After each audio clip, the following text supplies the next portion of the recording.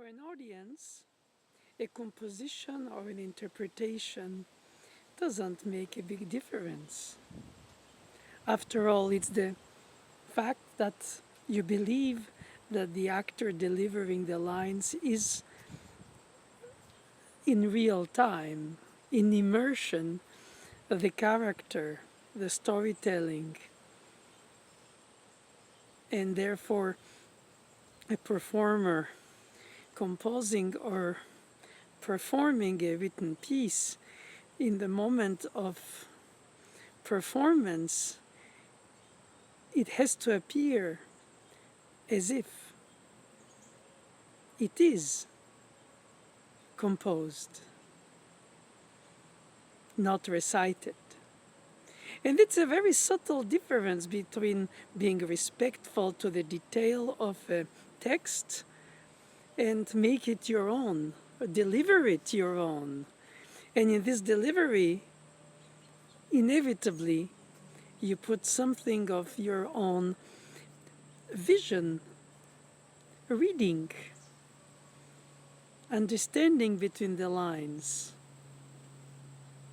And that should be praised, because the storyteller, rhapsode in ancient Greece, is the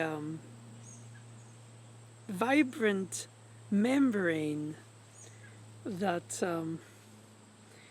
brings alive the storytelling, the narration, the purpose of the display of a fiction or of an evocation of a real fact. And this difference between fiction and documentary statement of the text, when the listener is knowledgeable enough to know the text, it's more critical about how the text is displayed than if they discover the text and they're fully engulfed in the performer's statement.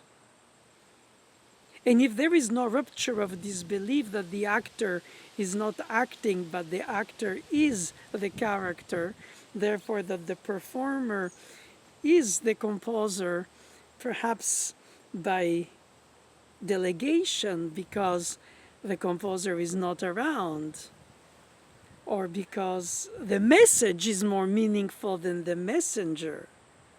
But the messenger vehicles the message. You cannot dislocate the two, one from the other.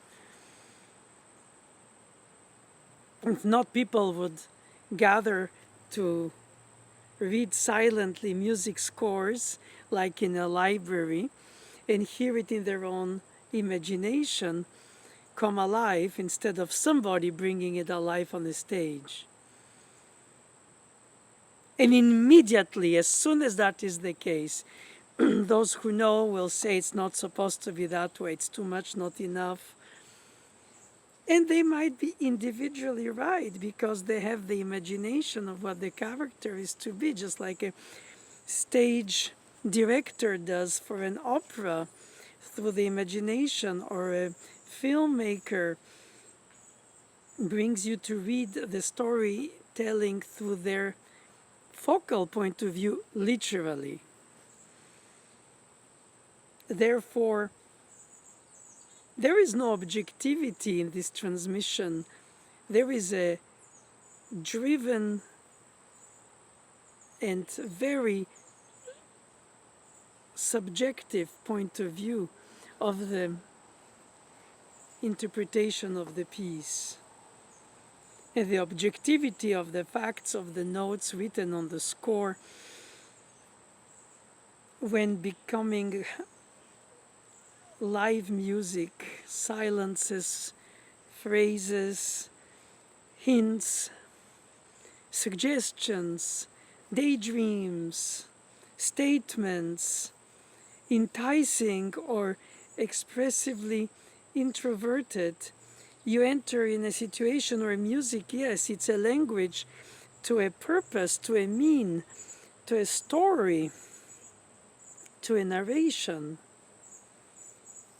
It's a vicious circle almost, because either you don't want to over-involve yourself and just deliver the notes, or then by delivering them with your involvement for what they mean to you besides what they mean by themselves, since music means only what it is, its own language, though it vehicles psychologically emotions that go deep in the soul of the listener through the performer's soul. In other words, the codified music on notation is there to be recooked, re-given new life. And it could reach or miss its point according to the aesthetics of the expectation, according to the different usages of the piece, according to the styles and the genres of interpretation, the characters of the culture of south or north of the globe, how people expect an allegro to be in terms of pulse, tempo, phrasing, direction, arched motion. Basically, life, not theoretical, not codified, not organized on paper, but really stated in an immediacy that is its charm, its emotion, as well as its vanishing quality, because as soon as played, it's ephemeral, it's gone. And it will never be restated the same way. Close to it, objectively, possibly, but subjectively, no.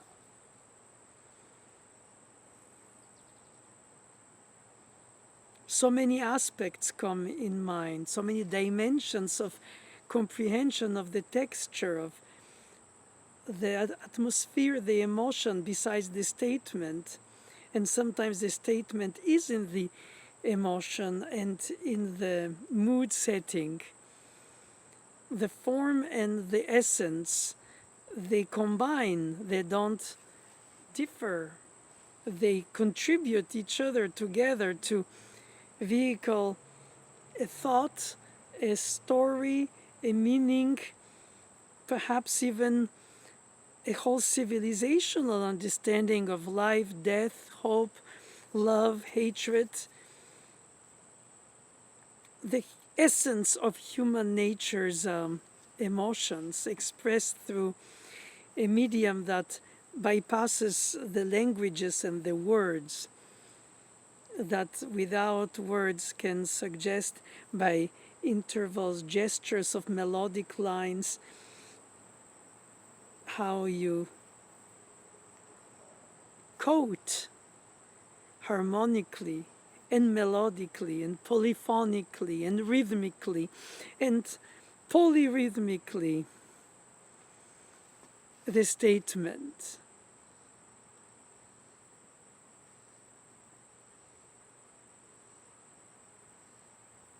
It's a acquired taste as well as a capacity to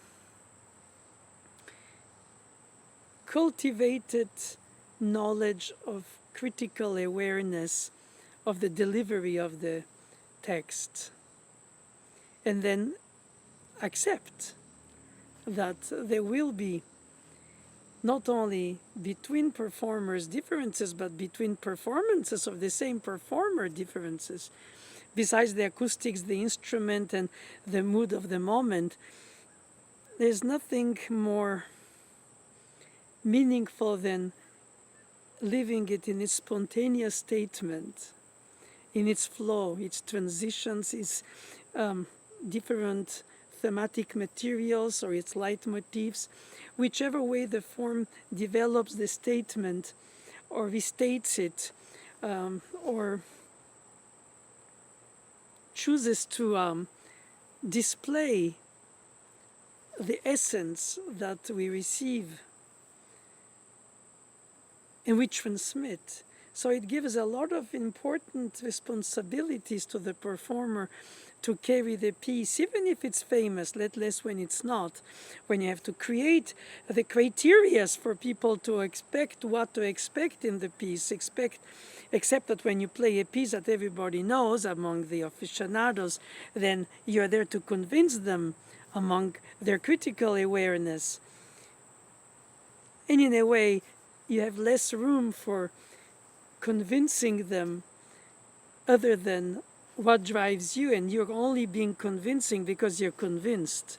And you can change mind through the seasons of your life because the piece reveals itself differently in different layers of awareness, just like any text does, philosophical or theological.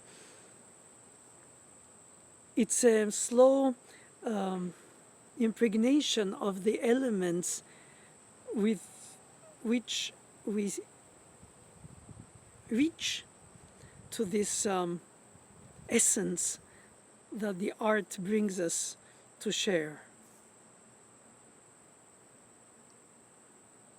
So it's way beyond playing it right or wrong according to one's opinions, or objectively well compared to bad in terms of the notes that are played and the notes that are missed. But when you get more subtle in the innuendos of the quality of the texture of a legato, the quality of the texture of a rest, prolonged or pulsed, that is part of the deep and profound section of the humanity in us that we share. And every time it comes out differently, which is so wonderful and so ephemeral, even if recorded.